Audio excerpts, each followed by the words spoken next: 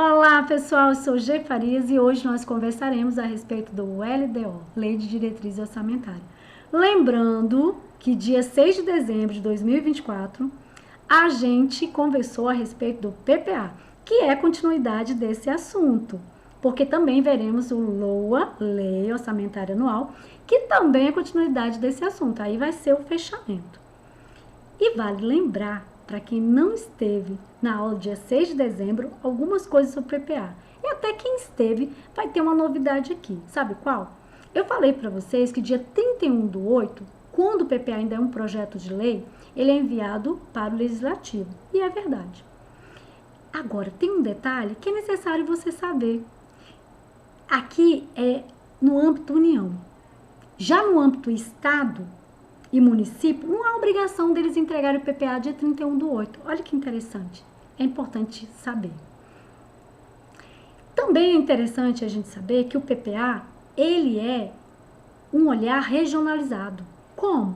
Ele, ao olhar os problemas dos entes federativos, seja da União, do Estado, do município e do DF, ele não olha e leva na mesma régua.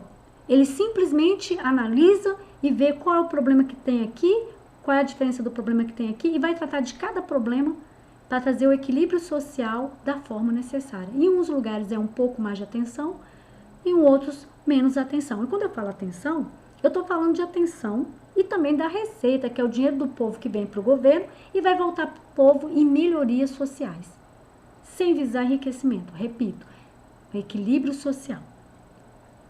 O LDO, ele trabalha com metas e prioridades. Então, ele pega o PPA, que é por 4 anos, e aí ele vem por 4 períodos, colocando as necessidades que são mais de urgência e seguindo a reta, uma meta, certo? O LDO, ele define algumas coisas. Ele define as metas sociais, quando ele lida muito bem com as receitas, com as despesas e com as dívidas públicas. Ele também prioriza, dá essa prioridade para os investimentos. Ou seja, acabei de falar para vocês que o PPA, ele trabalha de forma regionalizada, com um olhar para as necessidades reais de cada ente federativo. E o LDO não é diferente, porque ele vai obedecer o PPA. Então, ele vai olhar e vai, até mesmo quando é 2 estados, ele vai olhar atentamente e vai entender qual é a necessidade de um estado, qual é a necessidade do outro, e vai trabalhar em cima disso, sabendo que se nessa área precisa de maior atenção, é aqui que ele vai dar maior atenção. Por isso que é prioridade de investimento. E o terceiro, né, o LDO define, em terceiro lugar, as regras para os ajustes orçamentários. Ou seja, aqui a gente tem estabilizado o que vai acontecer. Entretanto, pode acontecer alterações nas previsões. E aí, se acontecer? Então, a LDO já traz ali. Se acontecer em relação às receitas e às despesas, aí você vai fazer assim, assim, vai estar tudo escrito ali na LDO, na Lei de Diretriz Orçamentária.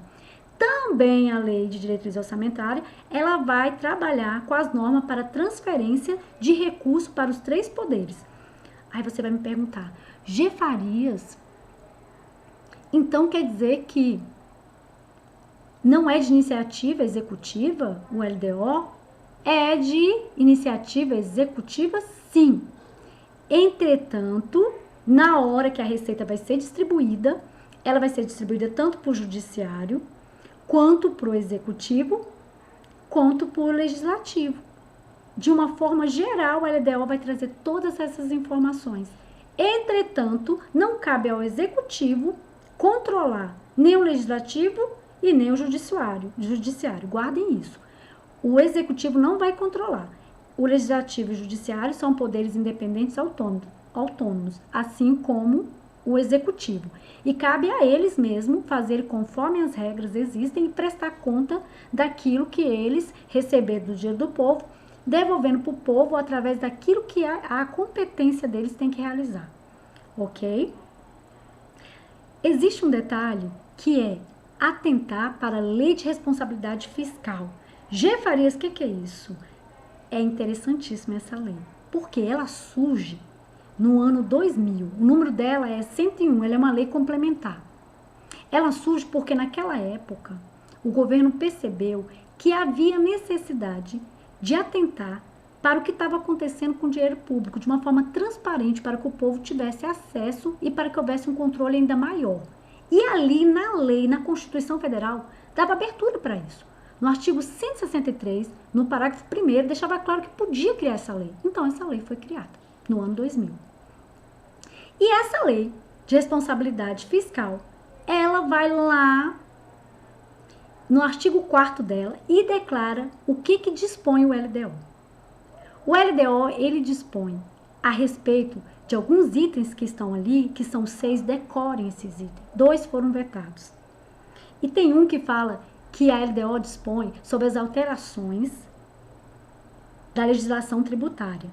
Então, vamos atentar aqui.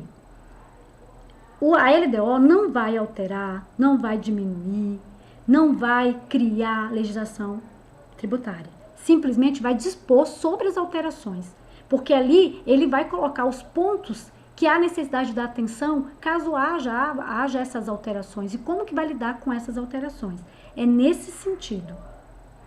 No mais, é muito interessante estar aqui com vocês e que a gente continue caminhando junto.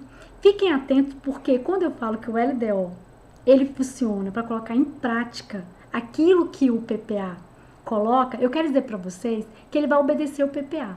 E que o LOA que vai surgir lá na frente, que é a parte que o dinheiro que vai funcionar e não mais a direção de como tem que funcionar por escrito ali, só por escrito sem mexer com dinheiro, mas agora mexendo com dinheiro na execução, ele também vai obedecer a LDO, que vai obedecer o PPA. É isso. E a gente fica por aqui. Muito obrigada. Se vocês gostaram, ó, deu ok. Se inscrevam para que a gente possa crescer juntos e tudo de bom para vocês.